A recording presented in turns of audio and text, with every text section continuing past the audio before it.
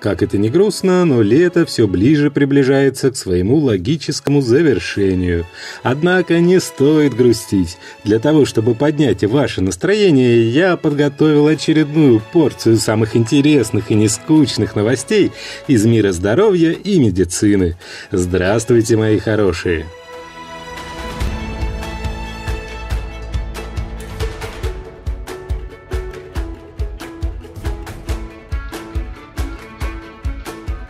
Сегодня очередной выпуск «Нескучного здоровья» расскажет нам о том, почему компьютерные шутеры признаны небезопасными для мозга, чем грозит человеку недосыпание, почему макияж делает женщин умнее, какие мужские увлечения, по мнению прекрасной половины человечества, считаются сексуальными и многое другое.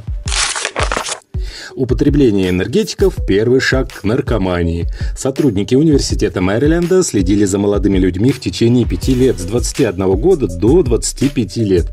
Исследователи заметили, что добровольцы, которые регулярно пили энергетические напитки с высоким содержанием кофеина, в будущем нередко употребляли психоактивные вещества.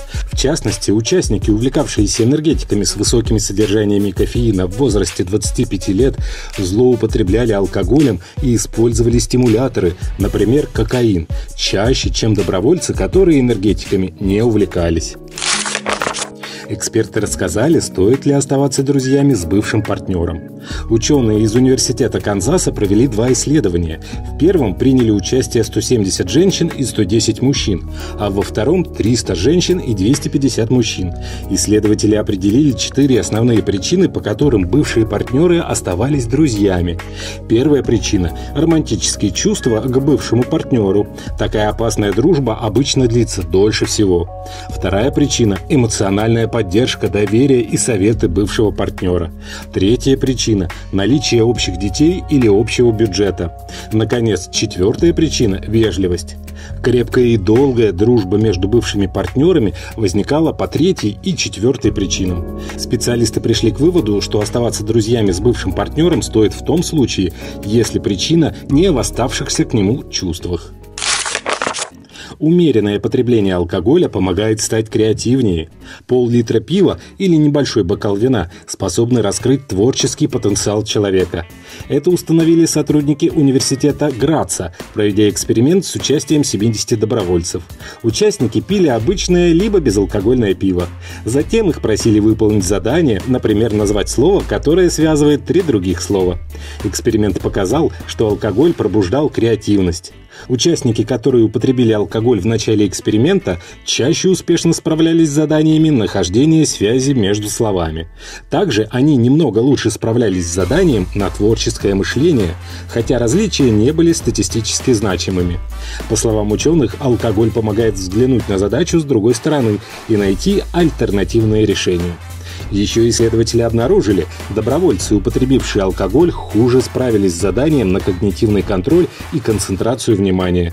Причем даже в том случае, если уровень алкоголя в их крови составлял 0,03%.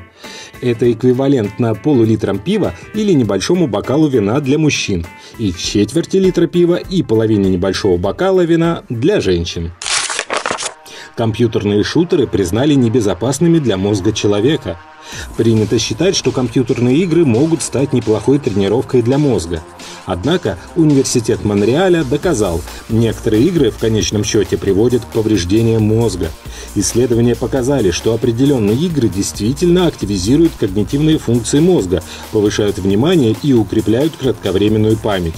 Но у людей, часто проводящих время за играми, истощается гиппокамп, центр памяти, также участвующий в ориентировке в пространстве. Итогом может стать депрессия, развитие шизофрении или болезни Альцгеймера. В рамках исследования добровольцам предложили пройти такие популярные шутеры, как Call of Duty, Killzone и Borderlands 2, а также 3D-игры типа Super Mario. Играть им предстояло по 90 часов в целом. Оказалось, шутеры стимулировали хвостатое ядро. У 85% игроков активизировалась эта зона в процессе ориентирования в игровом процессе. Но параллельно происходила атрофия гиппокампа, смерть клеток в этой зоне. В свою очередь, 3D-игры приводили к росту объемов гиппокампа. Российские ученые создали уникальную систему распознавания запахов. Лаборатория космических исследований в области технологий, систем и процессов опробовала искусственный интеллект для распознавания запахов.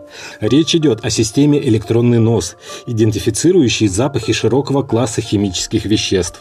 Помимо распознавания, нос также запоминает новые запахи, комментирует Владимир Кулагин, профессор Московского института электроники и математики. Датчиков газа, запахов существует великое множество, но они все настроены на распознавание только одного определенного запаха. Допустим, у шахтеров есть датчики на метан, и когда появляется этот газ, устройство его четко фиксирует и сообщает об опасности. Но как только датчику предстоит распознать смесь газов, начинаются проблемы. В основе устройства твердотельные газочувствительные матрицы, состоящие из полупроводниковых датчиков, и быстро обучаемый нейросетевой искусственный интеллект. Точность анализа достаточно высока, несмотря на многокомпонентность исследуемых образцов. В общей сложности нос распознает 16 запахов. Недосыпание также опасно, как алкоголизм. Новое исследование, проведенное сотрудниками компании Medisys, показало, что регулярное недосыпание меньше 6 часов сна может привести к тем же последствиям, что и злоупотребление алкоголем. Нехватка сна увеличивает риск ожирения, депрессии, инфарктов и инсультов. Бодрствование в течение 18 часов отражается на когнитивных функциях так же негативно, как употребление алкоголя. Страдает концентрация внимания и способность выполнять определенные задачи. Поэтому водить автомобиль при хроническом недосыпании не менее опасно, чем садиться за руль в нетрезвом виде.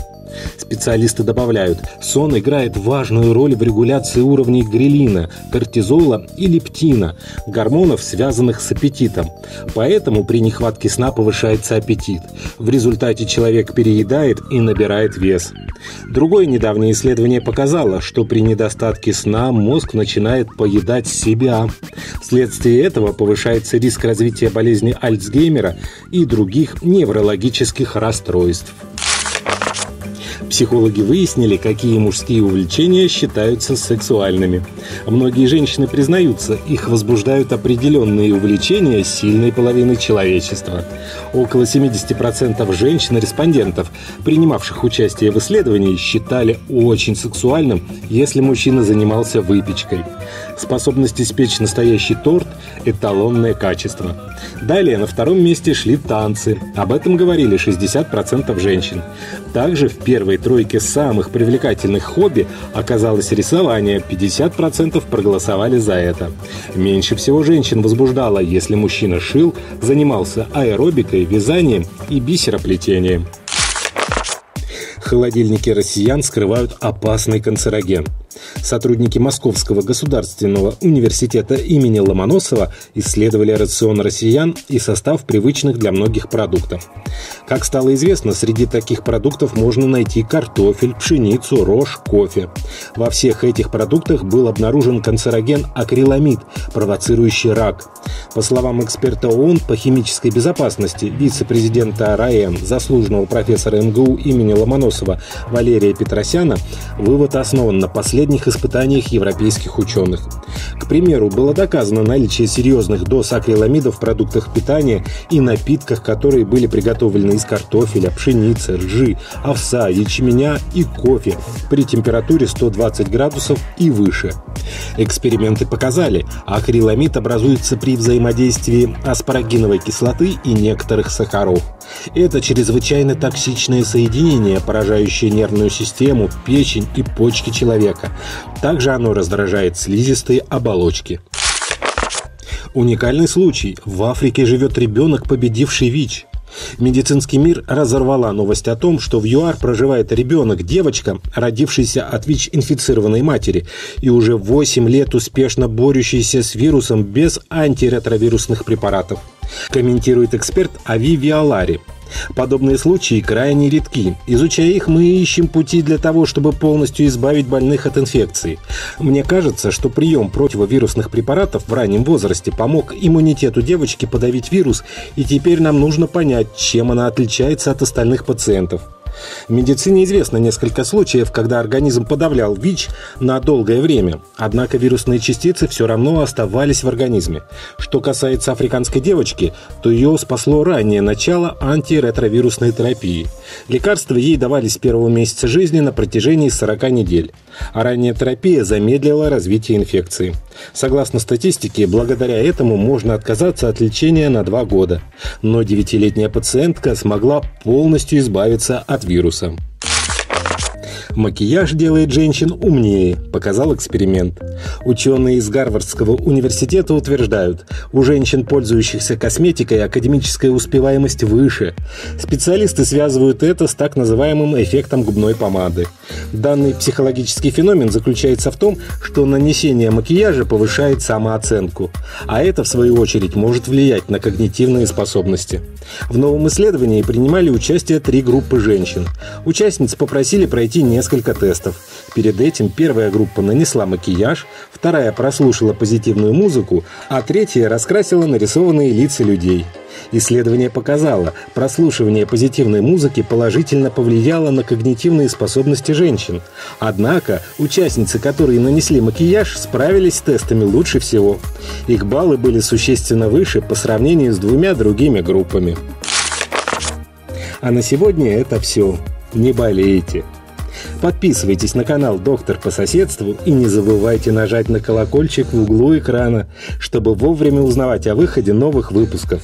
Заходите в наши паблики в социальных сетях ВКонтакте и Одноклассники, где вы найдете еще больше нескучных и полезных новостей. Ставьте пальчики вверх. Здоровья вам!